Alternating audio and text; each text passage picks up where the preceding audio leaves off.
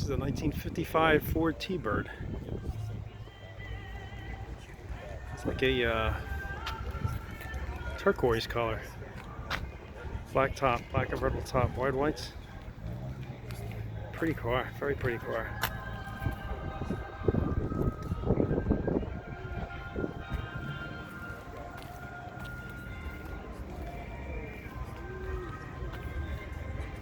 It's got the Ford spoke wheel covers.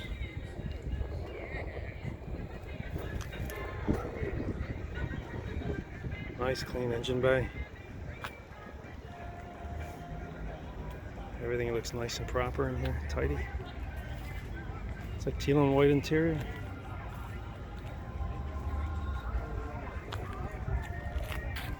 Very nice. The exhaust comes out these round ports.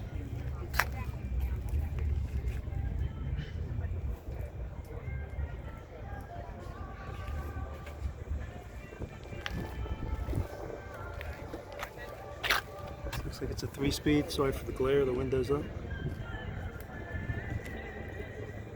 Very clean, very nice. V8.